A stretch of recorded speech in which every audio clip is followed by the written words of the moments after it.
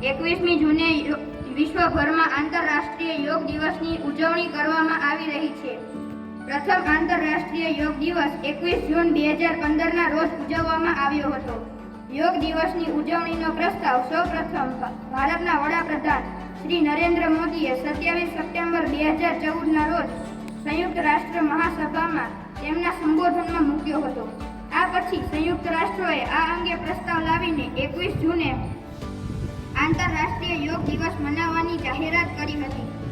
પ્રાણાયામ એ યોગના 8 અંગોમાંથી એક છે કે જેમાં શ્વાસ લેવા પર ધ્યાન કેન્દ્રિત કરવામાં આવે છે. યોગના તમામ 8 ભાગો મળીને અષ્ટાંગ યોગ કહેવાય છે. યોગ એટલે જોડાવું, મનને કાબૂમાં રાખવું અને વૃત્તિઓથી મુક્ત થવું એ યોગ છે. સદીઓ પહેલા મહર્ષિ પતંજલિએ મુક્તિના 8 દરવાજા વર્ણવ્યા, જેને આપણે અષ્ટાંગ યોગ કહીએ છીએ. ભારત દેશમાં પ્રાચીન સમયથી યોગ વ્યાયામ કરવાની પદ્ધતિ જાણીતી છે. આપણા ઋષિ મુનિઓએ યોગના 8 અંગો આપ્યા છે. પહેલું યમ, બીજું નિયમ, ત્રીજું આસન, ચોથું પ્રાણાયામ, પાંચમું પ્રત્યાહાર, છઠ્ઠું ધારણા, સાતમું ધ્યાન અને આઠમું સમાધિ. વિશ્વના લગભગ 170 દેશોના લોકો યોગ દિવસની ઉજવણી કરી છે. વ્યક્તિ પોતાના આત્માની શોધ યોગની જીવન દ્રષ્ટિ દ્વારા કરી શકે. 207 કે 210 દેશોમાંથી 170 જેટલા દેશ આ દિવસને ઉજવે છે. અને આ ઉજવણીનું મહત્વ જે છે એ આપણા દેશથી શરૂ થયેલું છે. આપણો આ જે ક્રિયા જે છે, યોગની ક્રિયા, પ્રાણાયામની ક્રિયા, એ આપણા દેશની ક્રિયા છે અને આપણા દેશથી શરૂ થયેલું છે. અને મહત્વ